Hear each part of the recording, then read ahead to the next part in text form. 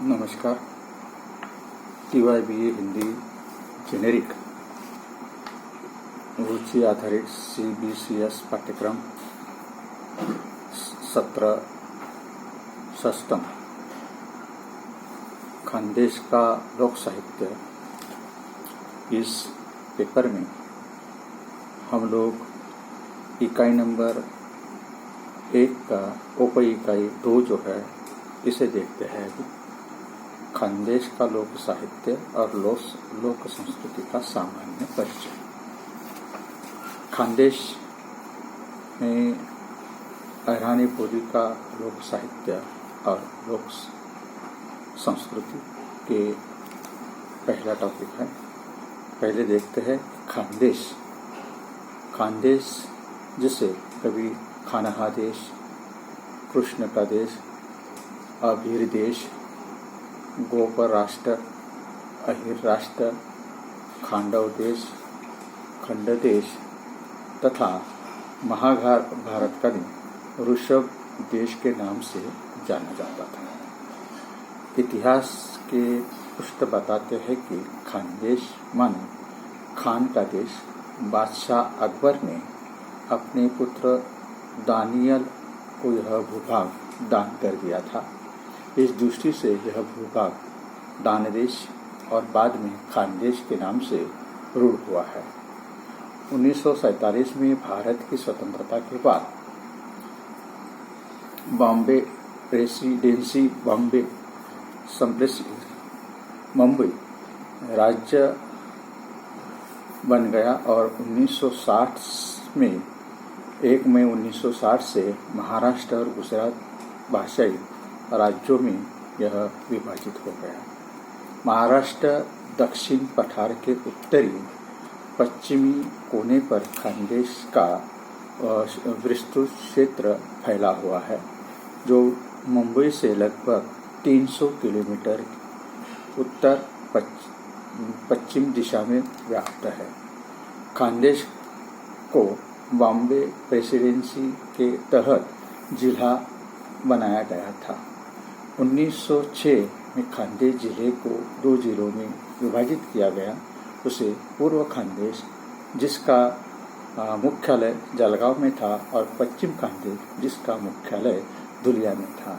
इस प्रकार खानदेश के प्रमुख जिलों में पूर्व खानदेश का जलगांव, पश्चिम खानदेश का धुलिया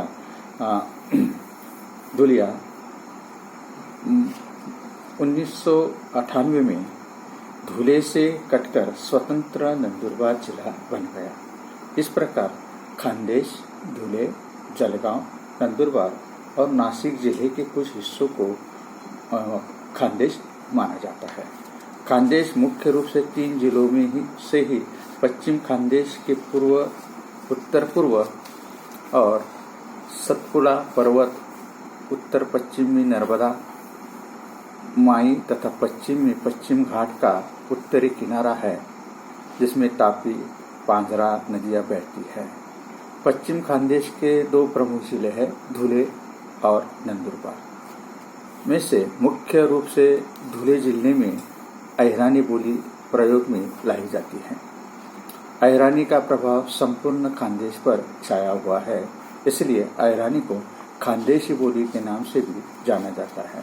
लेकिन पश्चिम खानदेश अर्थात धुले जिले में अहिरानी बोली के साथ साथ बंजारा, पावरा, कोकणी, गुर्जर, भिल्ली आदि कई बोलियां प्रचलित है। इसमें मराठी, अहिरानी, आदिवासी बोलियां पश्चिम खानदेश की प्रमुख बोलियां मानी जा सकती है। खानदेश में प्रचलित इन प्रमुख बोलियों का अपना अपना स्वतंत्र एवं समृद्ध लोक साहित्य है। तो सबसे पहले देखते हैं अहिरानी लोक साहित्य। अहिरानी लोक साहित्य को अध्ययन सुविधा की दृष्टि से विविध विधाओं में विभाजित कर सकते हैं, जैसे लोकगीत, लोककथा, लोकनाट्य और लोकोत्सव इत्यादि। तो लोकगीत ये जो है अहिरानी का लोकगीत, अहिरानी बोली में गाए जाने वाले लोकगीत अनेक प्रकार के हैं, जिसमें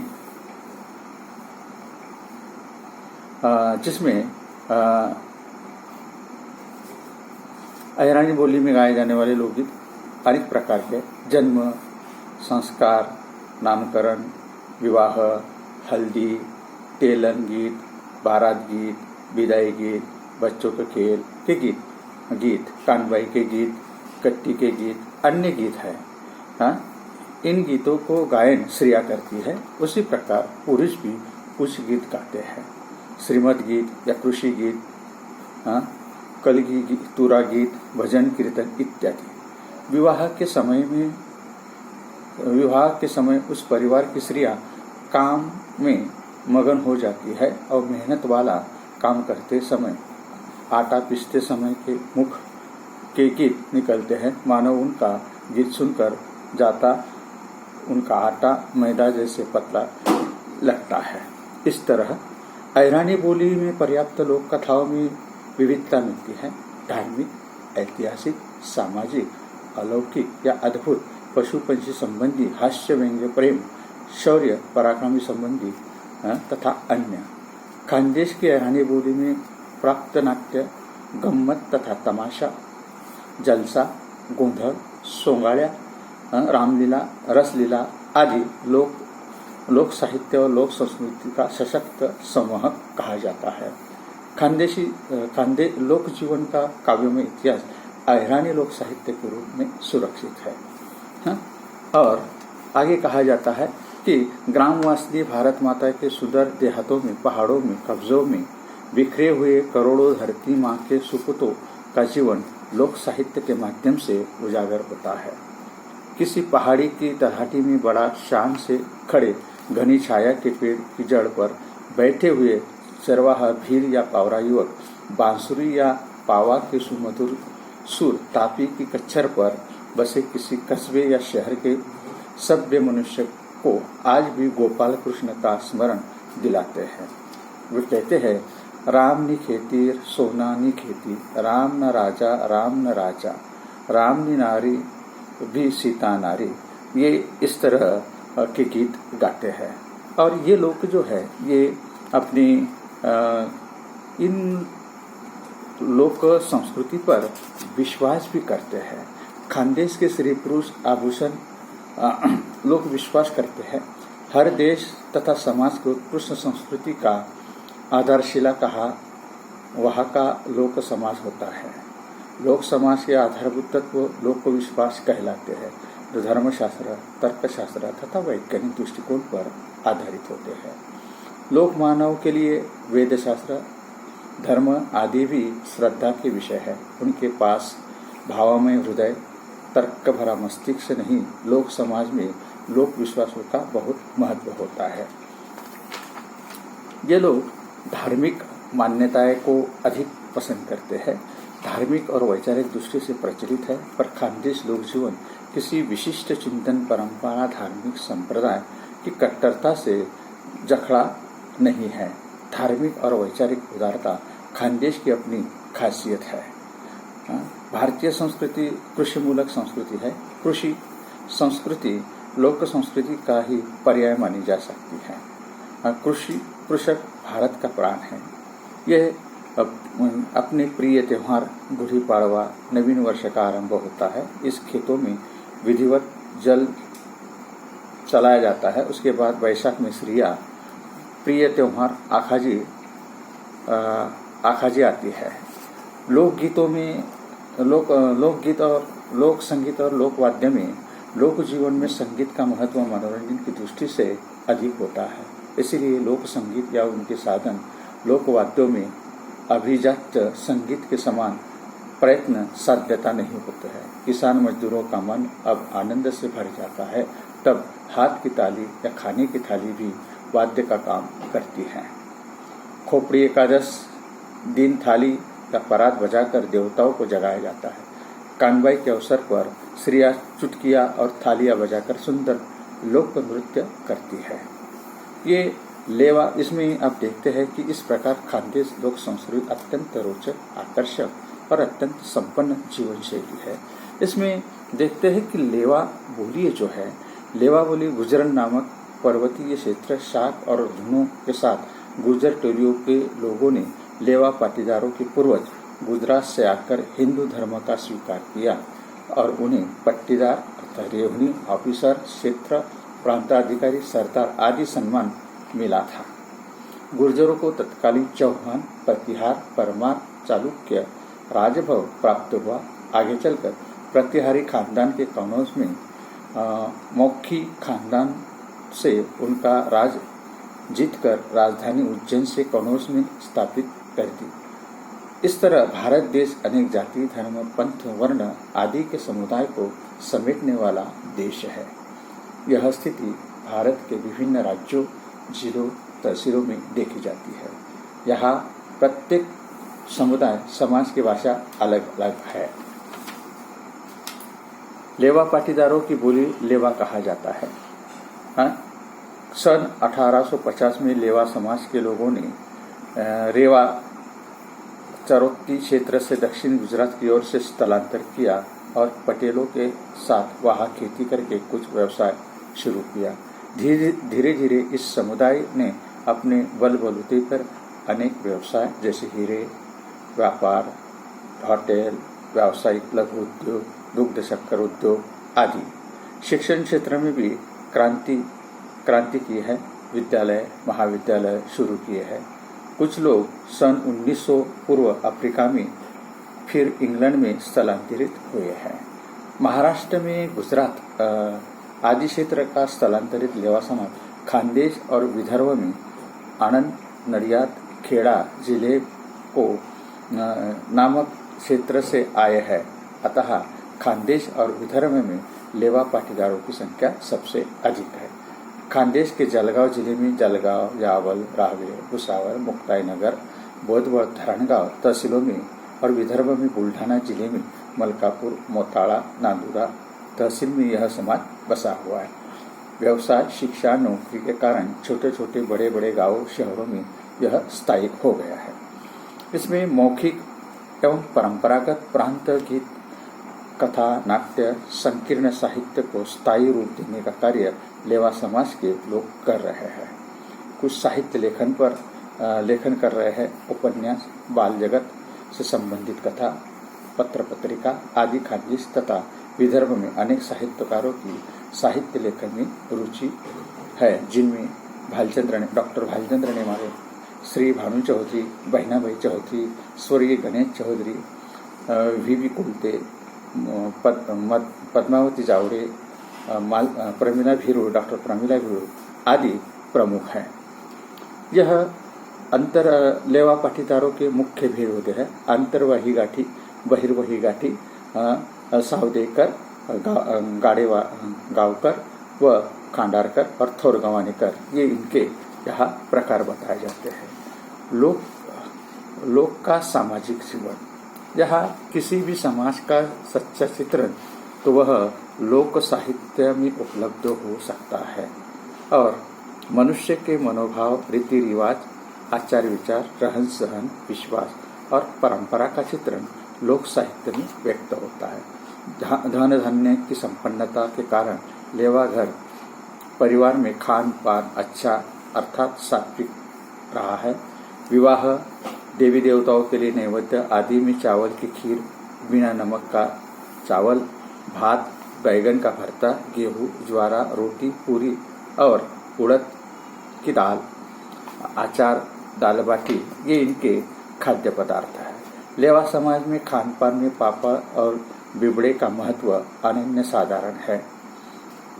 भानु चौधरी की एक कविता में पापड़ बिबड़े बनाने की धांधली का वर्णन यहाँ किया गया है। चैत्र वैशाखाचा ऊन आज लागत तप्याले, तसा तसा जोर येतो वाळ्यातल्या बाह्यले, काय काय काय काय पात तवा वागड्या वागड्या चालतो, उख्या मुसा धन आवाज घूमतो। इस तरह यह भानु चौधरी जी का गीत है। उनके आहार में फलों का भी समावेश रहा है, जैसे अमृत, केली, चीकू, पपीता, सेब, संतरा, अंगूर इत्यादि। विवाह, पुत्रजन्म, नामकरण आदि के समय स्त्रियां कुछ गीत गाती है। शहनाई, ढोलक, नगाड़ा, बांसुरी, मंजीरा आदि वाद्य साधनों से यह साधनों से घर परिवार का वातावरण उत्साहपूर्ण बना रहता है। लेवा समाज में अधिकतर लोग खेती करते हैं, गेहूं, चना, ज्वारा आदि फसल उगाते हैं। कपास की खेती उन्हें अधिक आर्थिक लाभ मिलता है। इस तरह यह लेवा लोगों का सामाजिक जीवन है। लोक संस्कृति ये जो है, लोक संस्कृति में बताया जाता है कि लोक संस्कृति विविध जाति धर्म पंथ के लोग अतिथियों का आवभगत करते हैं। लेवा पाटीदार समाज भी अतिथि को देवता के रूप में माना जाता है। मेहमान नवाजी में मेहमानों के लिए पूरन पोली, बासुंदी, पूरी, गेहूं या चावल की खीर, दाल चावल, कड़ी खिचड़ी, बैगन का भरता, प्याज पापड़, अचार, बड़े भजिया आदि अपनी स्थिति के अनुसार बनाकर बड़े आग्रह से खिलाया करता है। घी, तेल, खोपरा, बादाम, तिल, चूरा, खजूर, दूध, नारियल आदि का खान पान में ये उपयोग किया करते हैं। भोजन के बाद अतिथि को लवंग, कत्था, चूना, सौंफ, गुलकंद डालकर पान का बीड़ा दिया जाता है। इस तरह लेवा रसोई पापड़ आदि बनाने के लिए पीतल, तांबा, स्टील के बर्तनों का उपयोग किया जाता है। लेवा पाटीदार परिवार में माता पिता का स्थान आदरपूर्वक होता है। फूफी, बहन, मामा, मामी, चाचा, चाची, बेटा, बहू, भांजा, भांजी, बेटी, नाती, नाता रिश्ते संबंधों का आत्मीयता से निभाया जाता है। विविध त्योहार देवताओं की विविध व्रतों के पारायण के समय रिश्तेदारों को आग्रहपूर्वक निमंत्रण दिया जाता है, जिसमें कर्णछेद, फूफी, बहन को सम्मान दिया जाता है। इस तरह ये लेवा पाटीदार के है। विवाह के प्रसंग में सबसे महत्वपूर्ण संस्कार विवाह का होता है। विवाह सामाजिक दृष्टि से विवाह संस्था का महत्व है, क्योंकि इससे स्त्री पुरुष संबंध का नियमन होता है। विवाह तय करने पूर्व वधूवर के कुल का स्तर, दर्जा, सामाजिक स्तर, आर्थिक उत्पादन क्षमता, शारीरिक स्वास्थ्य, आनुवंशिकता का ध्यान रखा जाता है। विवाह का उद्देश्य धर्म, संतान, संपत्ति की प्राप्ति, यह बातें जितनी व्यवहारिक है उतनी ही धार्मिक भी और नैतिक भी है। वैवाहिक जीवन में पति पत्नी ने धर्म, अर्थ, काम इन तीनों पुरुषार्थों का परस्पर सहकार्य से पालन करने से ही पारिवारिक जीवन सुखी, समृद्ध, पूर्ण बन सकता है। विवाह के समय यहाँ इनके जो कुछ नाम जो है गांव और स्थान के आधार पर चोपड़े, येवले, भालोदे, चिनावलकर, आसोदेकर, अठरावलकर, खड़के आदि, ओहदा और जागीरदार के आधार पर देशमुख, पाटिल, महाजन, चौधरी, धंधे के आधार पर वाणी, अत्तरजे, जावड़े, सराफ आदि, पशु पंछी के आधार पर भी इनके कोल्हे, होले, कौड़े, वस्तु पदार्थ के नाम पर इनके सरनेम होते हैं, लोखंडे, सुपे, गुड़वे, रोटे, लड़े, खड़के आदि। गुणों के आधार पर इनके सरनेम होते हैं, घोड़े, झोपे, टोके आदि। व्यंग के आधार पर नकले, फेगड़े, रड़े, बोमले, कुरकुरे, टोंगड़े, पांगड़े आदि इनके सरनेम होते हैं। पेड़ पौधे के आधार पर गाजरे, ढांडे, जंगले, बोंडे, कौटे, पिंपड़े आदि। रंग के आधार पर काड़े, संख्या के आधार पर पासपांडे, अन्य नाफड़े, भंगाड़े, बड़े, चिरमड़े, बारंबे, बोरोले, बिरुल आदि इनके नाम सरनेम होते हैं। इनकी कुल देवता है खंडेरा, महासा, कुल देवता मनुदेवी, कुल देवता कालंकी, भवानी, आशापुरी, रेणुका, निम्बा देवी, जोगेश्वरी, दुर्गा माता, अंबिका, भवानी और गौतमा देवी आदि ये इनकी कुल देवते हैं। और विवाह पूर्व और विवाह विधि के बाद में भी बस्ता काटने, केड़वन करने, देव का देवता, तोरण ताटी, हल्दी लगाना, तेल लोन विधि आदि इनकी प्रमुख विधियां हैं।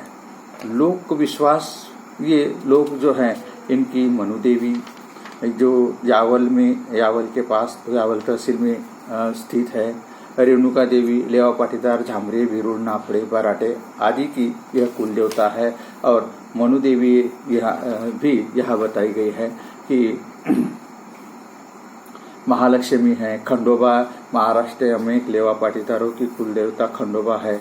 लेवा पाटीदारों में सरोदे, राणे, कोल्हे, बेंडाळे, भारंबे, येवले, पासपांडे, खड़से, बोरड़े आदि की कुल देवता खंडोबा है। यहाँ निम्बा देवी है, आशापुरी देवी है, कालका भवानी है, दुर्गा माता है, योगेश्वरी है, सप्तशृंगी है। ये इनके कुल दैवत माने जाते हैं। ये धार्मिक मान्यता भी है इनकी कि नामकरण है, चोला कर्म है, रुखवत है। रुखवत दहेज में रुखवत उसे कहते हैं दहेज में दी जाने वाली चीजों को विवाह मंडप में सजा कर रखा जाता है। लड़की के साथ संसार उपयुक्त चीजें देने की प्रथा है। दरावा, तिल, मूंगफली, कुरमुरे, लड्डू, अलमारी, पलंग, चांदी के देवता, गणेश, बालाजी या Krishna, mixer, washing machine, AC, scooter, car वगैरह परिवार वाले को कपड़े, स्त्रियों को साड़ियाँ, लड़के के बहन माँ को जेवर दिए जाते हैं। और मिष्टान्न भोजन के बाद आइसक्रीम, लस्सी, कॉफी, चाय का प्रबंध किया जाता है। कर्णछेद का कार्यक्रम होता है, अपतेष्ट विधि होता है। ये इस तरह ये लेवा पाटीदार लोगों की खानदेश का लोक साहित्य और लोक संस्कृति का सामान्य परिचय यहाँ बताया जाता है। इसके बाद आता है कि आदिवासी लोगों की लोकगीत, आदिवासी लोगों के बारे में। यहाँ आदिवासी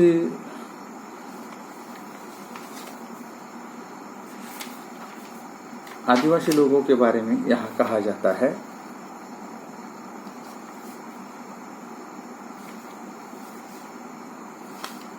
आदिवासी बोली का लोक साहित्य और लोक संस्कृति ये जो है इसमें बताए हजारों वर्ष के लंबे अंतराल से सभ्यता के नए आयाम खोजती आज की आदिवासी संस्कृति आदिम अवस्था में किस प्रकार में रही होगी, यह आज बताना निश्चित ही काल्पनिक शक्ति पर है। किंतु इतना सत्य तो स्वीकारना ही होगा कि उसकी प्रथम भावाभिव्यक्ति चाहे वह गान, नृत्य या लोकोक्ति होगी, वह अत्यंत अद्भुत, सहज, सरल, संपन्न होगी। आदिवासी समाज मुख्यतः शहरों से दूर अर्थात घने जंगल, ऊंचे पर्वतों की श्रेणियों के बीच निवास करते हैं, जहाँ सुख सुविधाओं का नामो निशान नहीं होता है। पहाड़ों के बीच प्राप्त जमीन पर खेती करके वे अपनी उपजीविका चलाते हैं। आदिवासी इस देश के मूल निवासी माने जाते हैं। आदिवासी शब्द से ही स्पष्ट है कि देश के मूल निवासी आदि और वासी शब्द के संयोग से बना है। इस शब्द का अर्थ है आदि यानी आरंभ या पहला, वासी यानी रहने वाला, अर्थात वहाँ के मूल निवासी। समाजशास्त्र विश्वकोश में इस शब्द के संदर्भ में लिखा हुआ है। इस देश के वे लोग जो आदिकाल से वहाँ से निवास कर रहे हैं उसे आदिवासी प्रदेश के मूल निवासी कहते हैं। संस्कृत में भी आदिवासी शब्द का अर्थ किसी क्षेत्र के मूल निवासी बतलाया जाता है। पाश्चात्य विद्वान ने जिस समूह के लोग एक समान बोली भाषा बोलते हैं, युद्ध या संघर्ष की स्थिति में उदर निर्वाह के लिए मिलजुल कर युद्ध करने वाले सीधे एवं सरल सामाजिक समूहों को आदिवासी कहा जाता है। आदिवासियों के धर्म, कर्म, प्रथा, परंपरा, दुख, हर्ष, उल्लास, उत्सव, त्योहार आदि हमेशा से ही प्रबुद्ध वर्ग के आकर्षण का केंद्र रहे हुए हैं। देश के प्रबुद्ध वर्ग को हमेशा से आदिवासी संस्कृति को जानने समझने की जिज्ञासा रही हुई है।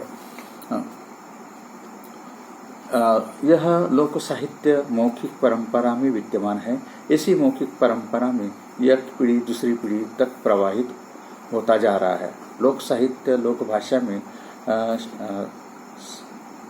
सप्ता बयानी शैली में स्फूर्त रूप से आकर ग्रहण करे जाता है। व्यावहारिक पक्ष लोक जीवन है, इसलिए लोक साहित्य में लोक जीवन का रूप अधिक आकर्षक, साफ सुथरा होकर झलकने लगता है। लोक साहित्य लोक संस्कृति का दर्पण है, साथ ही लोक जीवन को समझाने का सशक्त माध्यम है। धुले एवं नंदुरबार जिले में प्रचलित आदिवासी बोलियों का अपना स्वतंत्र लोक साहित्य जो आदिवासी लोक जीवन का पारिवारिक, सामाजिक, धार्मिक, सांस्कृतिक क्रियाओं सहज अभिव्यक्ति है। इस तरह धुले और नंदुरबार जिले में मुख्य रूप से भील, कोकनी, बावरा, माउची, जानका, कातरी, वारेली, दुबला आदि जैसी कई आदिवासी जनजातियां निवास करती हैं। प्रत्येक जनजाति की अपनी स्वतंत्र बोली है। इसी लोक भाषा में उसका अपना लोक साहित्य परिलक्षित होता है, अर्थात लोक साहित्य ने उनकी बोलियां सुरक्षित जतन कर रखी है।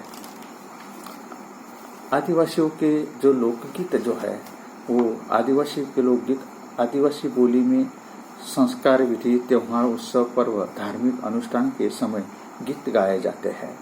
संस्कार गीत, जन्म, विवाह गीत, सगाई गीत, आमंत्रण गीत, मंडप के गीत, हल्दी के गीत, वर पक्ष की ओर से उपहार देते समय, विदाई के समय, जोड़ रखते समय, वनस्पति पूजन के समय, मृत्यु के समय, व्रत, अनुष्ठान, होली आदि के समय में गाए जाने वाले गीत आदि है। खानदेश में इस प्रकार ऐरानी एवं आदिवासी बोली, लेवा बोली में भी कई प्रकार के लोकगीत पाए जाते हैं। आदिवासी बोलियों में पर्याप्त लोक कथा, धार्मिक, सामाजिक, पारिवारिक, अलौकिक, पशु पंछी संबंधी कथाएं, जिनमें विविध विषयों और आशयपूर्ण कथाओं से केवल मनोरंजन ही नहीं बल्कि आधुनिक साहित्य के स्रोतों का भी पता चलता है। खानदेश की आदिवासी बोली में प्राप्त नाट्य जो है, इसमें एक ही प्रकार का लोक नाट्य प्रचलित है जिसे सोंगाड़े कहा जाता है। आदिवासी लोक साहित्य, लोक संस्कृति में विभिन्न उपाधों का सशक्त वाहक है। वहाँ देहातों, पहाड़ों पर रहने वाला अनपढ़, भोला भाला, कठोर परिश्रम से आजीविका चलाने वाला, किसी भी प्रकार की शिकायत किए वह विश्व का पोषण वर्धन करने वाला एक श्रमिक ही हमारी समृद्ध लोक संस्कृति का सशक्त आधार स्तंभ और लोक वार्ता व लोक संस्कृति की संज्ञा से अभिहित करते हैं। इस तरह आदिवासी संस्कृति एक अत्यंत व्यापक, विशाल, समृद्ध, सुदीर्घ संस्कृति है।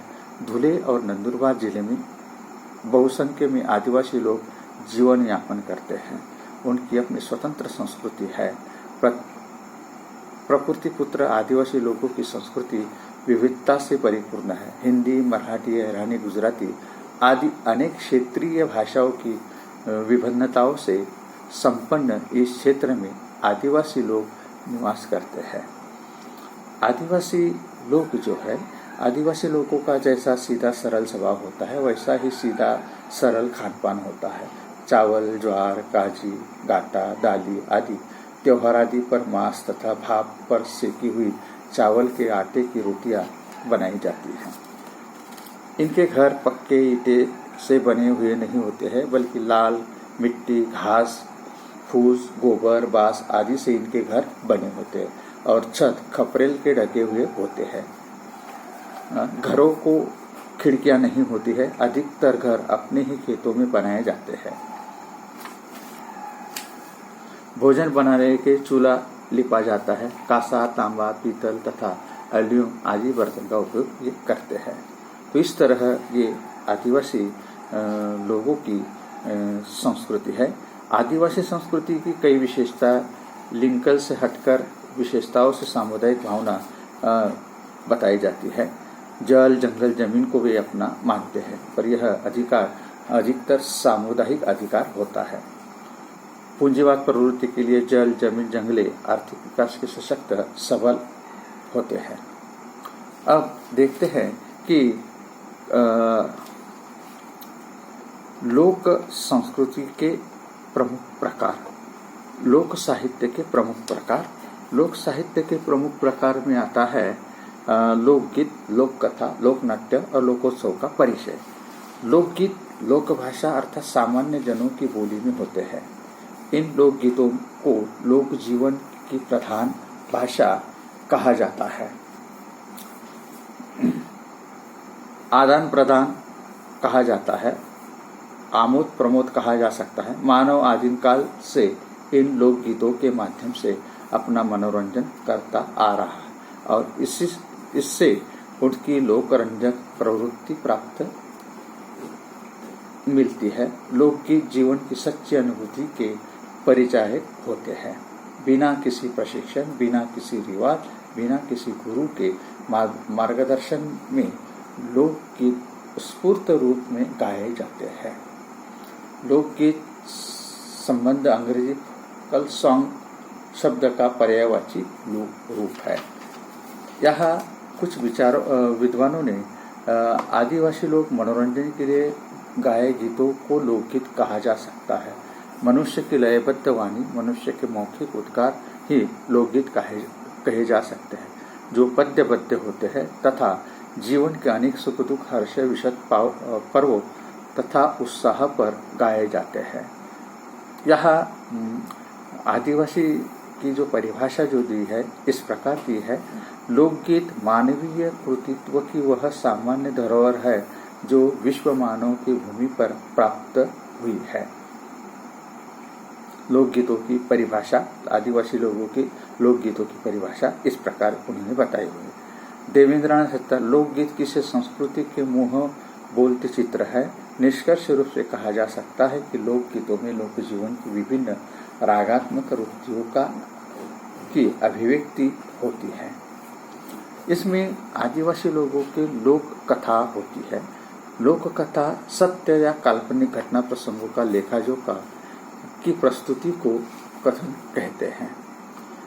कथन में कथावस्तु का महत्व माना जाता है। कथन करने वाला व्यक्ति किसी घटना प्रसंग का वर्णन नमक मिर्च लगाकर अपनी कल्पना भावना को जोड़कर सरस शैली में बताता है।